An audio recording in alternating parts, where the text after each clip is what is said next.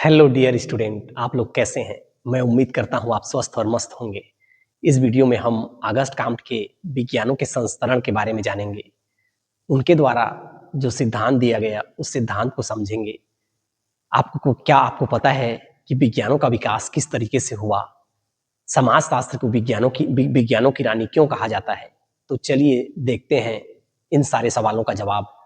चलिए शुरू करते हैं हमारा आज का ये वीडियो। विज्ञानों का संस्तरण का नियम।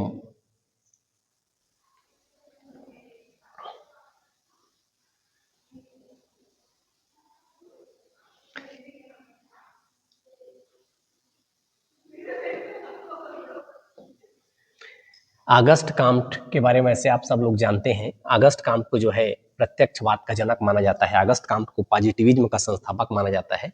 उन्होंने जो है समाज को के अध्ययन को क्या किया, वैज्ञानिक आधार दिया, इसीलिए उन्हें क्या कहा जाता है, प्रत्यक्षवाद का जनक कहा जाता है। पॉजिटिव फिलॉसफी, यह सिद्धांत यानी कि प्रत्यक्षवाद का सिद्धांत उनकी प्रसिद्ध पुस्तक पॉजिटिव फिलॉसफी में 1830 से 1842 में प्रस्तुत किया गया है। यह पुस्तक जो है 6 खंडों में प्रकाशित है। इसके अलावा ऑगस्ट काम्ट ने जो है 3 स्तरों का नियम दिया। काम्टे का मानना था कि जैसे समाज का विकास, जिस तरह से समाज का विकास 3 स्तरों के नियम से हुआ है, वैसे ही विज्ञानों का विकास भी एक तर्कसंगत क्रम में हुआ है, ऐसा उनका कहना था। ऑगस्ट काम्ट ने जो विज्ञानों का संस्करण दिया, उसके कुछ महत्वपूर्ण नियम थे। उन नियमों को देखते हैं। उन्होंने विज्ञानों के वर्गीकरण के 2 नियम बताए। पहला नियम था बढ़ती हुई जटिलता। उन्होंने विज्ञानों के संस्करण को बताने के लिए पहला नियम बताया, बढ़ती हुई जटिलता, इंक्रीजिंग कॉम्प्लेक्सिटी। यानी कि जैसे जैसे हम विज्ञानों के संस्करण में गणित से समाजशास्त्र की ओर बढ़ते हैं, विषय वस्तु यानी कि सब्जेक्ट मैटर क्या होता जाता है, कठिन और जटिल होता जाता है, ऐसा उन्होंने बताया। गणित क्या है, सबसे सरलतम विज्ञान है, और समाजशास्त्र जो है क्या है, सर्वाधिक जटिल है। यानी कि विज्ञानों के संस्करण जो ऑगस्ट काम्ट ने बताया, maths, astronomy, physics, chemistry, biology और सोशियोलॉजी, ये जो क्रम बताया, उस क्रम में उनका कहना है कि जैसे जैसे हम गणित से यानी नीचे से ऊपर की ओर बढ़ते जाते हैं, विषय वस्तु कठिन और जटिल हो जाता है। जैसे जैसे हम ऊपर जाते हैं वैसे वैसे क्या होने लगता है, ये जो विषय वस्तु होता है वो क्या होता है, जटिल होते जाता है ना, ऐसा उन्होंने बताया। दूसरा, घटती हुई सामान्यता, यानी कि जैसे जैसे गणित जैसे क्या है, सबसे सामान्य है, घटती हुई सामान्यता, यानी कि हम मैथ्स से ऊपर astronomy, physics, chemistry, biology, sociology की ओर जाते हैं तो वह क्या होते जाता है, सामान्यता जो होती है। जटिलता क्या हो रही है, यहाँ पर हम देखते हैं कि जटिलता बढ़ती जा रही है, और सामान्यता जो होती है वो क्या हो जाती है, ऊपर की ओर जटिलता जो है बढ़ती जाती है, और सामान्यता जो होती है वो क्या होती जाती है, ऊपर की ओर जैसे जैसे हम बढ़ते हैं, ये सामान्यता जो होती है वो क्या होती जाती है, घटते जाती है। गणित जो है सबसे सामान्य है, जबकि समाजशास्त्र सबसे विशिष्ट है। सामान्यता घटने का मतलब क्या है, ये जो समाजशास्त्र यहाँ पर आकर जो है यह विशिष्ट विषय हो जाता है। गणित जो है सर्वाधिक सामान्य विषय है, और समाजशास्त्र जो है सर्वाधिक विशिष्ट विषय है। प्रत्येक आगामी विज्ञान, आने वाला विज्ञान जो है अपने पूर्व के विज्ञान पर डिपेंडेंट है, ऐसा उन्होंने कहा। तो इस तरह से ऑगस्ट काम्ट ने जो विज्ञानों का संस्करण दिया, maths, astronomy, physics, chemistry, biology और सोशियोलॉजी, उसमें उन्होंने बताया कि जैसे जैसे हम गणित से समाजशास्त्र की ओर बढ़ते हैं, विषय वस्तु कठिन और जटिल होते जाता है। विषय वस्तु क्या होने लगता है, कंटेंट जटिल और कठिन होते जाता है, और इस आधार पर गणित सबसे सरल है और समाजशास्त्र सबसे सर्वाधिक जटिल विषय है।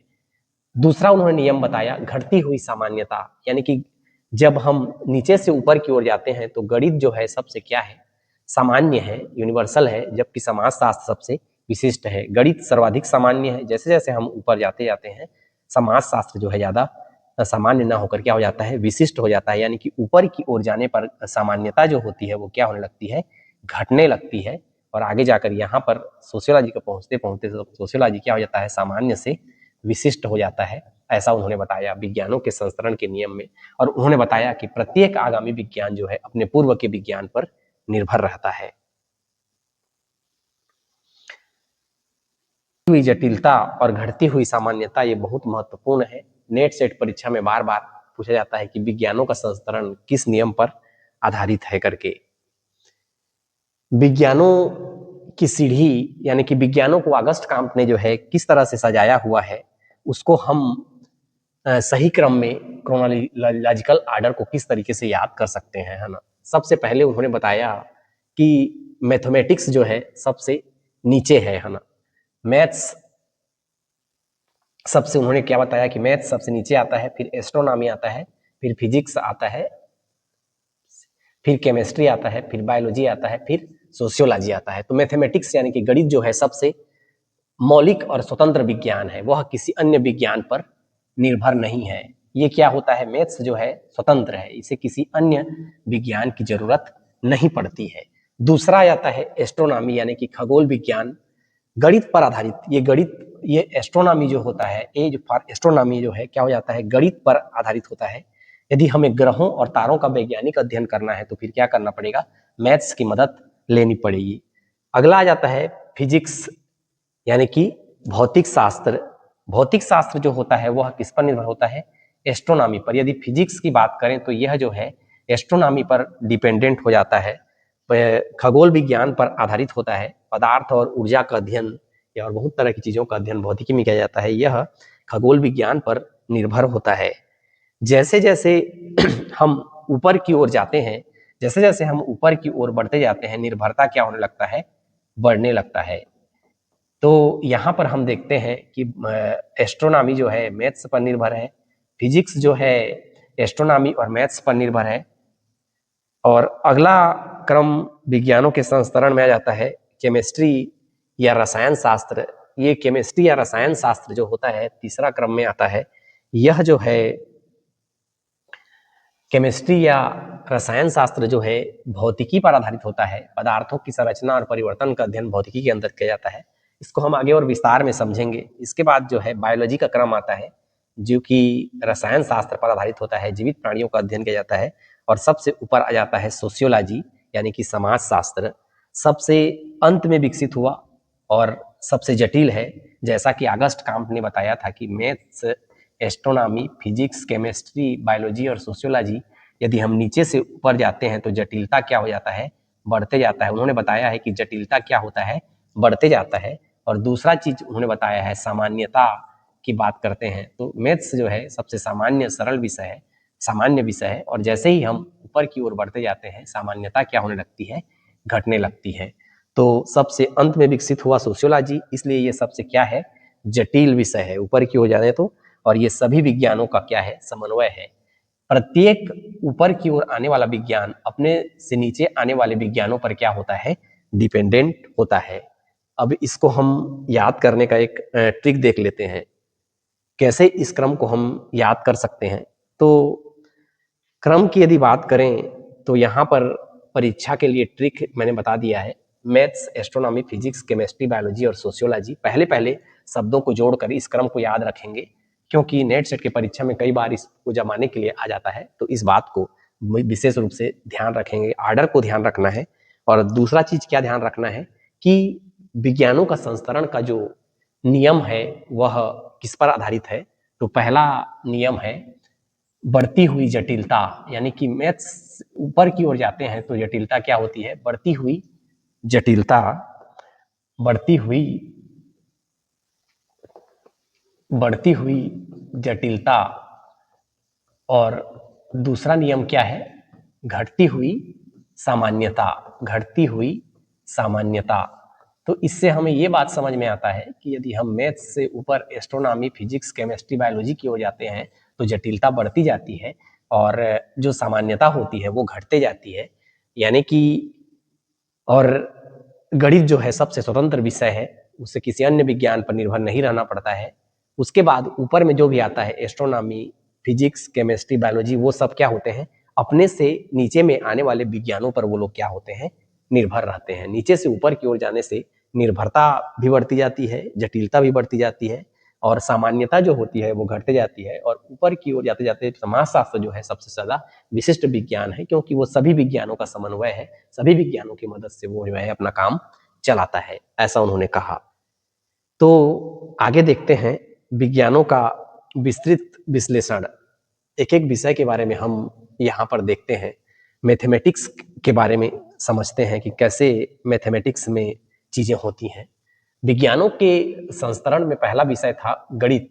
तो अगस्त काम्ट के विज्ञानों के क्रम में गणित जो है सबसे क्या है, बुनियादी और जरूरी विज्ञान है, सबसे बेसिक विज्ञान है। यह बाकी सभी विज्ञानों की नींव बनाता है। सारे विज्ञानों का ये क्या करता है, आधार बनाता है। उनके अध्ययन के लिए जरूरी जो तर्क होता है, जो जरूरी नियम होता है, उनको देता है। काम्टे के अनुसार कहना है कि गणित को समझे बिना, यदि हम गणित को नहीं समझेंगे तो किसी दूसरे विज्ञान को समझना जो है क्या हो जाएगा, मुश्किल हो जाएगा। इसलिए अगस्त काम्ट में उन्होंने गणित को जो सबसे नीचे में रखा। उन्होंने बताया कि पहला चीज बताया गणित के बारे में कि ये सार्वभौमिक है। गणित सबसे अमूर्त और क्या है, अमूर्त विज्ञान है और सार्वभौमिक विज्ञान है। इसके नियम जो होते हैं हर जगह पर एक तरह से लागू होते हैं, चाहे बात खगोल विज्ञान की हो, भौतिकी की हो या फिर जीव विज्ञान की। किसी भी एक खास घटना से नहीं जुड़ा होता है, बल्कि सामान्य नियमों और रूपों से जुड़ा होता है। दूसरा उन्होंने बताया कि गणित जो है विज्ञानों का बेस है, आधार है। काम्टे के अनुसार जो है गणित सभी अन्य विज्ञानों की क्या है, आधार है। यह उन्हें क्या करता है, मापन या संख्या या तर्क का सही उपयोग करने में कौन मदद करता है, इन सब चीजों का उपयोग करने में गणित ही मदद करता है। इसके बिना कोई भी विज्ञान जो है मजबूत वैज्ञानिक आधार पर खड़ा नहीं हो सकता। तो इसलिए उन्होंने बताया कि ये विज्ञानों का आधार है, सार्वभौमिक और अमूर्त विषय है, सामान्य नियमों पर आधारित है। इसके अलावा उन्होंने बताया कि यह जो है स्वतंत्र और मौलिक विषय है। गणित ही एक ऐसा विज्ञान है जो किसी दूसरे विज्ञान पर निर्भर नहीं करता है, स्वतंत्र है, यह अपने आप में पूरा है। इसके लिए पहले किसी और ज्ञान की जरूरत नहीं होती है। इसी कारण काम्टे इसे पदानुक्रम में जो विज्ञानों का संस्करण उन्होंने दिया उसमें सबसे नीचे में रखा, सबसे पहले रखा। इसके अलावा उन्होंने कहा कि गणित का क्या होता है, एक तार्किक ढांचा होता है। गणित की मदद से वैज्ञानिक जो है जटिल बातों को क्या कर पाते हैं, सरल रूप में समझ सकते हैं, तर्क पर आधारित होता है, उनका विश्लेषण कर सकते हैं और भविष्य के बारे में जो है गणित के आधार पर ही क्या कर सकते हैं, अनुमान लगा सकते हैं। तो संक्षेप में यदि कहें तो गणित काम्टे के विज्ञानों की क्रम की क्या है, मजबूत नींव या आधार है। इसकी सरलता और इसकी सार्वभौमिकता जो है इसे बाकी सभी विज्ञानों के लिए बहुत जरूरी बनाती है। अन्य सब विज्ञानों के लिए ये क्या होता है, जरूरी होता है। अगला क्रम में हम देखते हैं विज्ञानों के आसान विश्लेषण में दूसरा पदानुक्रम में जो दूसरा विज्ञान आता है खगोल विज्ञान है। यह कैसा होता है, खगोल विज्ञान जो है अगस्त काम्टे विज्ञानों के क्रम में खगोल विज्ञान को गणित के बाद इसको रखते हैं। जैसा कि हमको पता है यह जो है पहला विज्ञान है जो क्या करता है, गणित के नियमों को असली दुनिया की चीजों पर लागू करता है। यह एक ऐसा पहला विज्ञान है जो गणित के नियमों पर असली नियम दुनिया पर लागू करता है। काम्टे के अनुसार खगोल विज्ञान जो है गणित पर बहुत निर्भर है। खगोल विज्ञान की निर्भरता जो है गणित पर है, लेकिन यह प्रकृति को समझने की दिशा में यह पहला कदम है। खगोल विज्ञान ही प्रकृति को समझने की दिशा में क्या है, पहला कदम है। तो गणित पर निर्भरता कैसे है देखते हैं। खगोल विज्ञान के अंतर्गत हम आकाशीय पिंड यानी कि पृथ्वी, चंद्रमा, सूर्य कैसे गति करते हैं, उनके लिए गणित और ज्यामिति का उपयोग करता है ना। खगोल विज्ञान में आकाशीय पिंड की जो गति होती है, पृथ्वी, चंद्रमा, सूर्य, उनकी स्थिति को समझने के लिए क्या किया जाता है, गणित और ज्यामिति का उपयोग किया जाता है। यह गणित से मिलने वाली सही गणना और तर्क पर आधारित होता है ना, क्योंकि खगोल विज्ञान इसीलिए गणित पर निर्भर है। गणितीय गणना करने की जरूरत पड़ती है खगोल विज्ञान पर। वास्तविक घटनाओं का अध्ययन खगोल विज्ञान के अंतर्गत जो है इस पदानुक्रम में ये पहला विज्ञान है खगोल विज्ञान, जो कि क्या करता है, वास्तविक असली भौतिक दुनिया से जुड़ा है। खगोल विज्ञान क्या करता है, ग्रहों का, तारों का और अन्य आकाशीय पिंडों को देखता है और उनके व्यवहार का अध्ययन करता है। तीसरा, खगोल विज्ञान की जो घटनाएं होती हैं वो उनमें नियमितता और पूर्वानुमेयता होती है। जैसे ग्रहों की गति और ग्रहण कब होगा, बहुत ये सारी चीजें जो है नियमित होती हैं, इसलिए उन्हें पहले से समझना और अनुमान लगाना जो है आसान होता है। यह क्या करता है, आगे चलकर भौतिकी की ओर पुल बनाता है। भौतिकी की ओर आगे बढ़ने का ये पुल का काम करता है। खगोल विज्ञान भौतिकी की ओर जाने का एक तो क्या हो जाता है, रास्ता हो जाता है। आकाशीय पिंडों की गति, उनके संबंधों को समझने से आगे के विज्ञानों को समझना जो है आसान हो जाता है। खगोल विज्ञान भौतिकी की ओर जाने का एक तरह का रास्ता हो जाता है, क्योंकि आकाशीय पिंडों की गति को यदि हम समझ पाते हैं या फिर उनके संबंधों को समझते हैं, तो आने वाले विज्ञानों को समझना क्या हो जाता है, हमारे लिए आसान हो जाता है। इस तरह खगोल विज्ञान की निश्चितता को प्राकृतिक दुनिया की असली घटनाओं से जोड़ता है। इस तरह से खगोल विज्ञान क्या करता है, गणित की निश्चितता को जो है प्राकृतिक दुनिया की असली घटनाओं से जोड़ता है। इससे आगे भौतिक शास्त्र जैसे विज्ञानों को समझने की नींव बनती है। तो ऐसा हो जाने से खगोल विज्ञान क्या करता है, गणित की निश्चितता को प्राकृतिक दुनिया से असली घटनाओं से जोड़ता है, जिससे भौतिक शास्त्र जैसे विज्ञानों को समझना आसान हो जाता है। तो विज्ञानों के संस्करण में अगला क्रम आ जाता है भौतिक शास्त्र का। भौतिक शास्त्र की यदि बात करें तो भौतिक शास्त्र के अंतर्गत क्या क्या चीजें आ जाती हैं, इसको देखते हैं। भौतिक शास्त्र में कौन कौन से नियम होते हैं। अगस्त काम्ट के विज्ञानों की सूची में भौतिक शास्त्र जो है क्या करता है, खगोल विज्ञान के बाद आता है। यह वह चरण है जहां आकाशीय पिंडों से हटकर, जहां हम खगोल विज्ञान में आकाशीय पिंडों की बात करते हैं, यह आकाशीय पिंडों से हटकर पृथ्वी और उसके आसपास की घटनाओं पर केंद्रित हो जाता है भौतिकी। खगोल विज्ञान की तुलना में भौतिक शास्त्र का विषय अधिक जो है क्या हो जाता है, बड़ा है और विविध है, क्योंकि यह केवल दिखाई देने वाली गतियों तक ही सीमित नहीं रहता है, बल्कि पदार्थ या फिर कोई ऊर्जा के मूल नियमों को क्या करता है, समझने की कोशिश करता है। खगोल विज्ञान से अधिक जटिल होता है भौतिक, क्योंकि भौतिक शास्त्र खगोल विज्ञान की नियमित और पहले से अनुमान लगाई जा सकने वाली घटनाओं से क्या करता है, भौतिकी आगे बढ़ जाता है, इसलिए यह जटिल है। यह उन घटनाओं का अध्ययन करता है जो कम व्यवस्थित और अधिक बदलती रहती हैं। जो कम व्यवस्थित होती हैं और ज्यादा बदलती रहती हैं, उनका अध्ययन करता है। जैसे बल के बारे में, गति के बारे में, ध्वनि, प्रकाश, इन सब, उष्मा, इन सब चीजों का अध्ययन हम करते हैं। इसलिए यह क्या है, अधिक जटिल है। यानी कि जैसे जैसे हम ऊपर की ओर जा रहे हैं, क्या हो रहा है, जटिलता बढ़ते जा रही है। खगोल विज्ञान से भौतिकी जो है जटिल है। यह क्या करता है, सार्वभौमिक नियमों की खोज करता है। भौतिक शास्त्र का लक्ष्य जो है सिर्फ पदार्थ और ऊर्जा को चलाने वाले सामान्य नियमों को खोजने का है। ये नियम सिर्फ आकाशीय पिंडों पर ही नहीं, बल्कि पृथ्वी पर होने वाली हर छोटी बड़ी घटना पर लागू होती है। इसलिए इसका दायरा जो है क्या हो जाता है, फिजिक्स का दायरा जो होता है वो क्या हो जाता है, सार्वभौमिक हो जाता है, बड़ा हो जाता है। इसके अलावा फिजिक्स क्या करता है, प्रयोगों पर निर्भरता है इसकी। फिजिक्स जो होता है वह क्या करता है, प्रयोगों पर निर्भर है।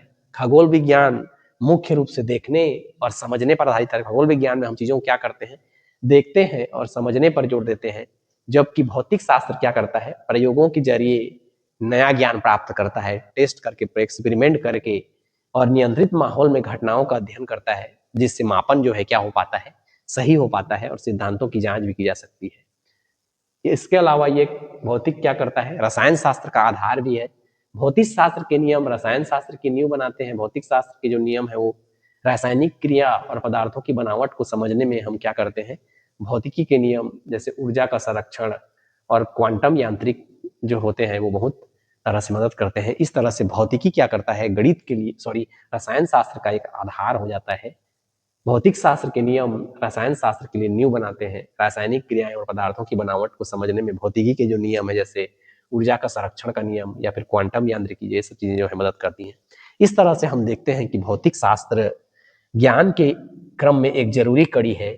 यह गणित की सादगी और खगोल विज्ञान की समझ को पृथ्वी पर पदार्थ और ऊर्जा की जटिल दुनिया से जोड़ता है। साथ ही यह रसायन शास्त्र जैसे अगले और अधिक जटिल विज्ञान के लिए क्या करता है, रास्ता बनाता है। जटिल विज्ञान जो इससे आगने वाला आगे विज्ञान है उसकी ओर क्या करता है, ये रास्ता बनाता है। और आगे यदि हम चले जाएं तो आ जाता है जीव विज्ञान। इसको समझते हैं रसायन शास्त्र के अंतर्गत किन चीजों का क्या चीजें होती हैं। अगस्त काम्ट ने विज्ञानों के क्रम में रसायन शास्त्र को जो है भौतिक शास्त्र के बाद जो है किया जाता है, रसायन शास्त्र आता है। यह पदार्थ की बनावट, उसके गुण, पदार्थ कैसा है, उसके गुण, उसमें होने वाले प्रतिक्रियाओं का अध्ययन करता है। काम्टे का कहना है कि रसायन शास्त्र जो होता है वह भौतिकी के नियमों पर आधारित है, लेकिन यह उससे अधिक ज्यादा क्या है, ज्यादा खास और जटिल है। ये और भी जटिल हो जाता है क्योंकि यह पदार्थ के अंदर के हिस्सों और उनके आपसी असर को भी समझने का प्रयास करता है। केमिकल रिएक्शन के माध्यम से पदार्थ के अंदर के हिस्सों को या उनके आपसी असर को क्या करने की कोशिश करता है, समझने की कोशिश करता है। तो इसकी क्या है, भौतिकी पर निर्भरता है। रसायन शास्त्र जो है भौतिकी के नियमों पर आधारित है। यह परमाणु और अणु की बनावट को समझने में क्या करता है, भौतिकी की मदद लेता है।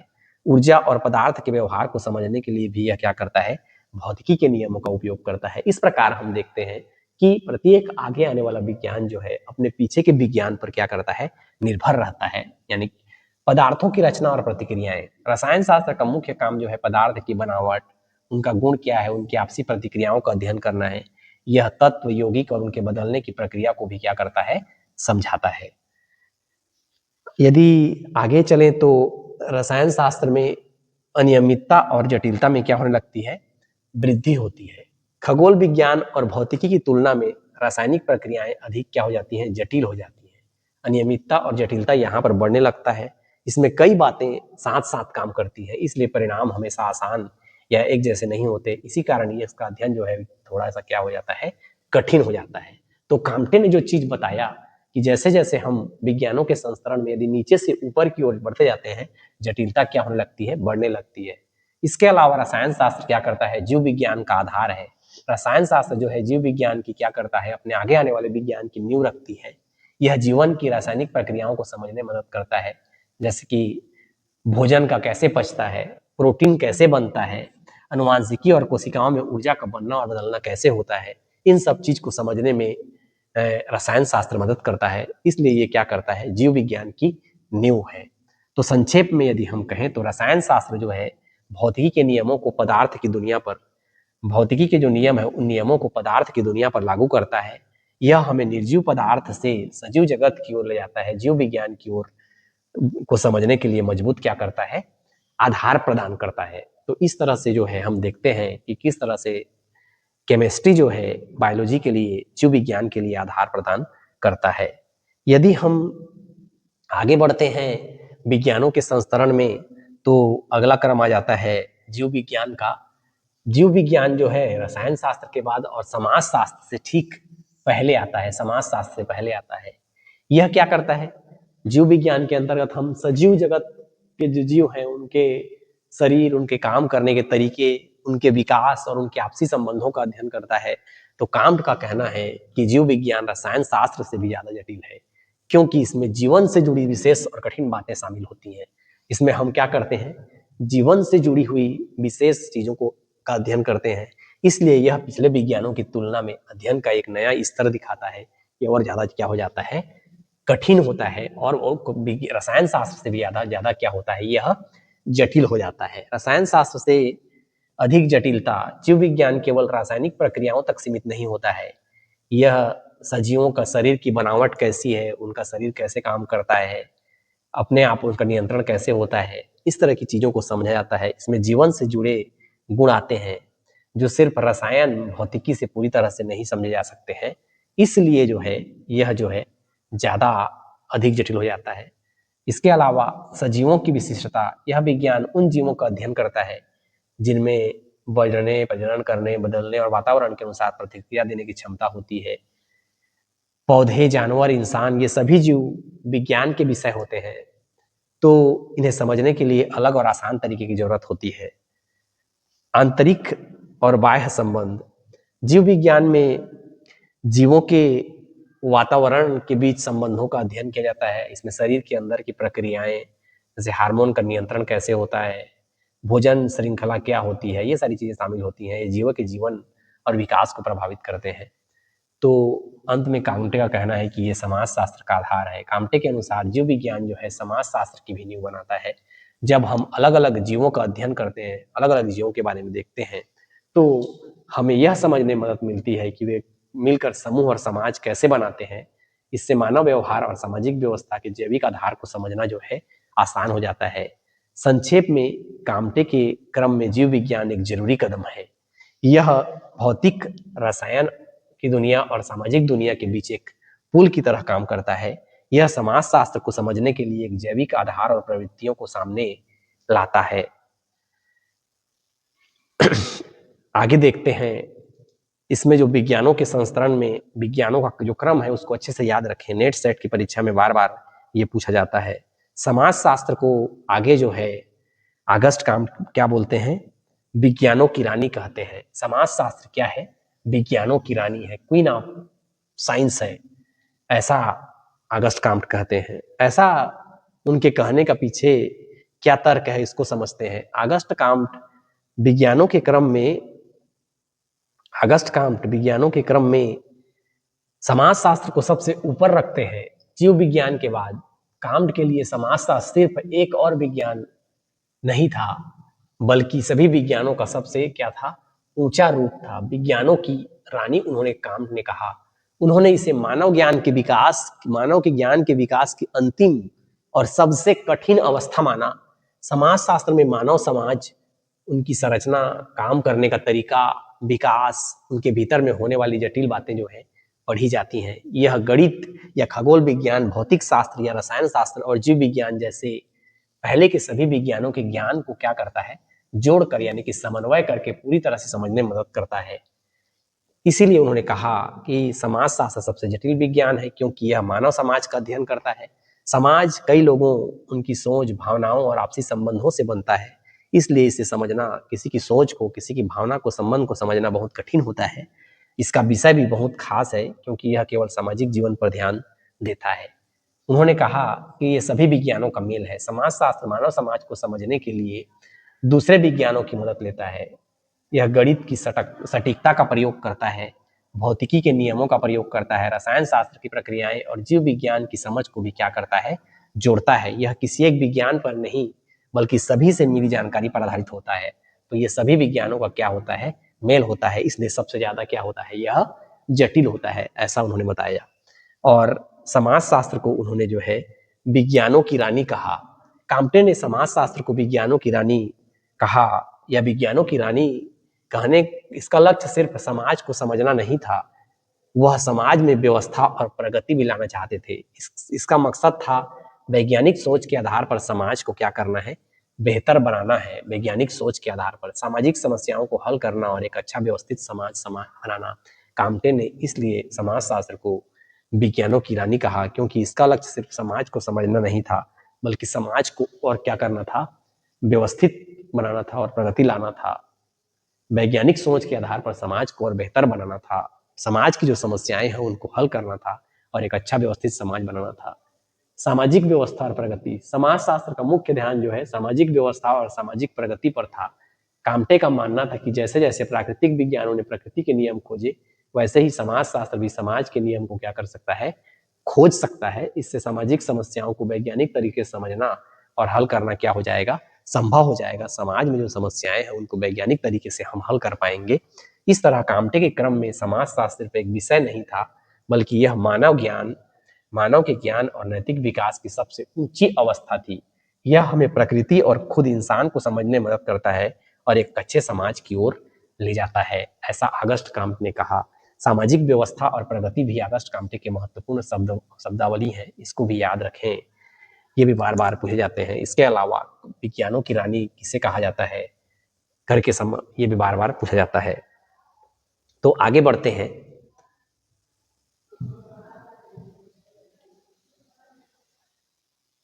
समाजशास्त्र विज्ञानों की रानी है। काम्टे ने समाजशास्त्र को विज्ञानों की रानी कहा। यह सभी विज्ञानों में क्या करती है, सर्वोच्च स्थान पर है, ऐसा उन्होंने बताया। सोशल फिजिक्स से सोशियोलॉजी तक काम्टे ने इसे पहले सोशल फिजिक्स नाम दिया था। समाजशास्त्र को क्या कहा था, सोशल फिजिक्स नाम दिया था। 1835 में क्वेटलेट ने इस नाम का प्रयोग किया, इसलिए काम्ट ने बाद में इसे क्या कह दिया, सोशियोलॉजी कह दिया। पहले सोशल फिजिक्स उन्होंने कहा था। क्वेटलेट के द्वारा भौतिकी के लिए क्वेटलेट के द्वारा इस नाम का प्रयोग 1835 में कर लिया गया था, इसलिए काम्ट ने बाद में इसे सोशियोलॉजी शब्द से संबोधित किया। समाजशास्त्र क्या है, समाजशास्त्र अन्य सभी विज्ञानों का समन्वय।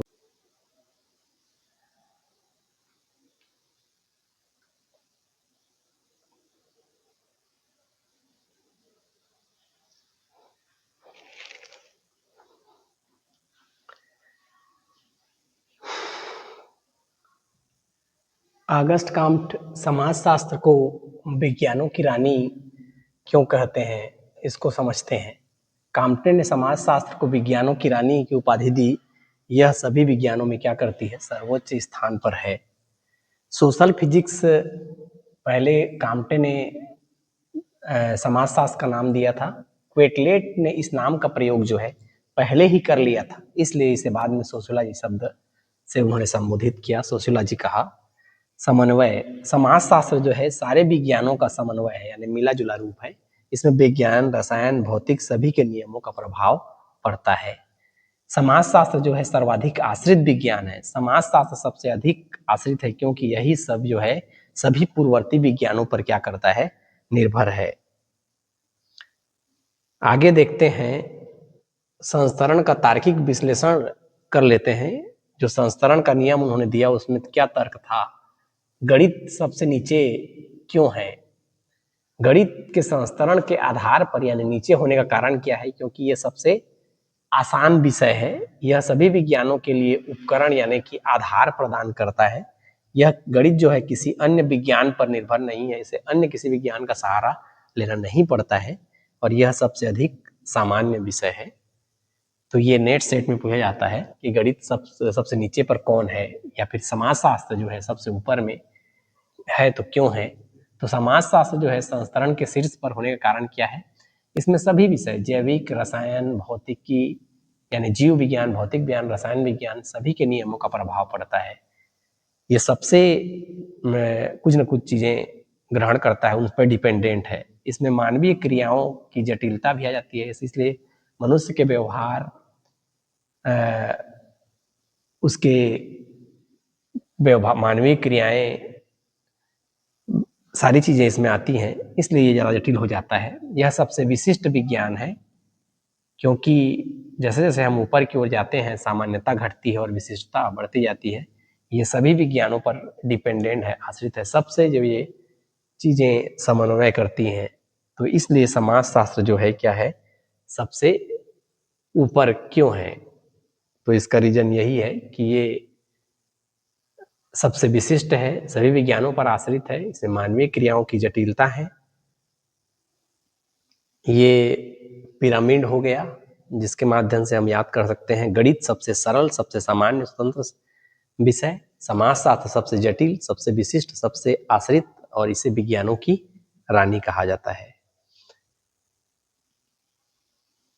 एक प्रश्न पूछा जाता है बार बार कि काम्टे ने किस विषय को इस संस्करण में शामिल नहीं किया है, तो वो है मनोविज्ञान और अर्थशास्त्र को शामिल नहीं किया है करके एक ऐसा प्रश्न आता है, इसलिए मैं इसको बीच में शामिल कर लिया था। मनोविज्ञान और अर्थशास्त्र को ये शामिल नहीं किया था। सबसे शुद्ध विज्ञान काम्टे के अनुसार सबसे शुद्ध विज्ञान कौन सा है, तो गणित क्या है, सबसे अमूर्त और शुद्ध विज्ञान है। और उनका एक कथन जो उनका नियम है कि प्रत्येक विज्ञान अपने पूर्ववर्ती विज्ञान की तुलना में अधिक जटिल और कम सामान्य होता है। बढ़ती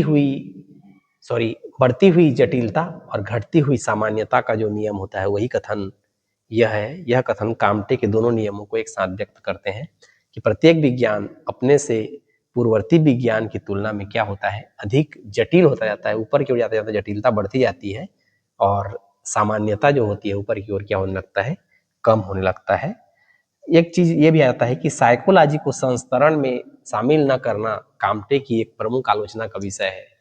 काम्टे की आलोचना क्यों होती है, क्योंकि उन्होंने साइकोलॉजी को संस्तरण में शामिल नहीं किया था। ये प्रश्न भी नेट में जो है बार बार पूछा जाता है। आगे चलते हैं, हर्बर्ट स्पेंसर और ऑगस्ट काम्टे के क्या क्या विचार थे। तो हर्बर्ट स्पेंसर, ऑगस्ट काम्टे क्या कहते थे विज्ञानों के संस्तरण के बारे में, कि विज्ञानों का विकास क्या हुआ है, एक सीधी रेखा में हुआ है, लीनियर रेखा में हुआ है। पहले गणित आया, फिर एस्ट्रोनॉमी, फिर फिजिक्स, फिर केमिस्ट्री, फिर बायोलॉजी, फिर सोशियोलॉजी, एक एक के बाद यानी कि प्रत्येक विज्ञान पूर्ववर्ती विज्ञान अपने से पहले आने वाले विज्ञान के बाद में विकसित हुआ है, एक एक करके विकसित हुए हैं, ऐसा उन्होंने कहा। और समाजशास्त्र सबसे अंत में और सबसे जटिल है, जबकि काम्टे क्या बोलते हैं, रैखिक विकास की बात करते हैं, एक के बाद एक क्रमबद्ध रूप से विज्ञानों का उद्भव हुआ। जबकि हर्बर्ट स्पेंसर ने काम्टे के इस वर्गीकरण की आलोचना की। उन्होंने बताया कि सभी विज्ञान जो है साथ साथ विकसित हुए हैं, एक साथ विकसित हुए हैं, मतलब एक के बाद एक विज्ञान विकसित हुआ उसके बाद दूसरा विज्ञान विकसित हुआ, ऐसा नहीं है। विकास की प्रक्रिया जो है बहुत ज्यादा जटिल और बहुआयामी है। विज्ञानों का विकास जो है सीधी रेखा में नहीं हुआ है, बल्कि क्या हुआ है, समानांतर विकास हुआ है ना, साथ साथ सब विकसित हुए हैं। सभी विज्ञान एक साथ समानांतर रूप से विकसित हुए हैं, ऐसा कहा उन्होंने। नेट सेट में ये तुलना को पूछा जाता है बार बार कि दोनों के मतों का अंतर क्या है। तो ऑगस्ट काम क्या करते हैं, रैखिक विकास की बात करते हैं और स्पेंसर समानांतर विकास की बात करते हैं।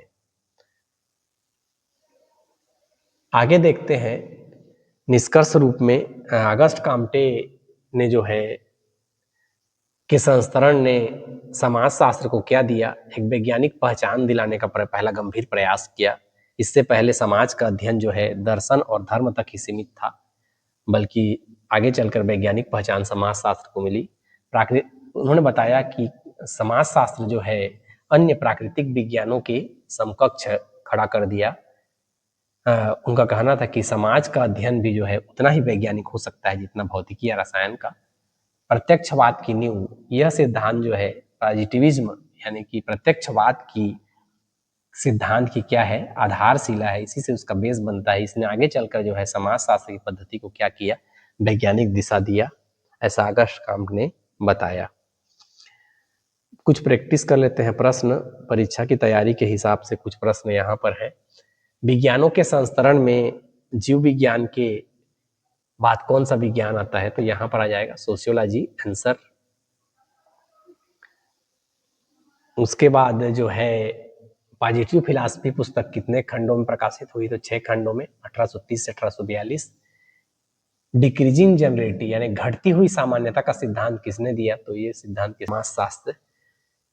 बेस पर जो है मैथ्स है सबसे सरल सबसे सामान्य विषय, टॉप पर सबसे समाजशास्त्र है, विज्ञानों की रानी है मैथ्स, मैप्स। तो इस तरह से हम आज हमने देखा ऑगस्ट काम्टे के विज्ञानों के संस्करण को। उम्मीद करता हूं कि आपको ये वीडियो पसंद आया होगा। वीडियो पसंद आया होगा तो इसे लाइक करें, अपने दोस्तों तक शेयर करें और मेरे चैनल को सब्सक्राइब करें, ताकि आपको आगे ऐसे आने वाली जानकारी मिलते रहे। और मैं एक प्रश्न पूछ रहा हूं, उस प्रश्न का जवाब कमेंट में दे। जो सबसे पहले जवाब देगा उसके कमेंट को मैं पिन करूंगा। तो किसने समाजशास्त्र को विज्ञानों की रानी कहा, कमेंट में जरूर बताएं।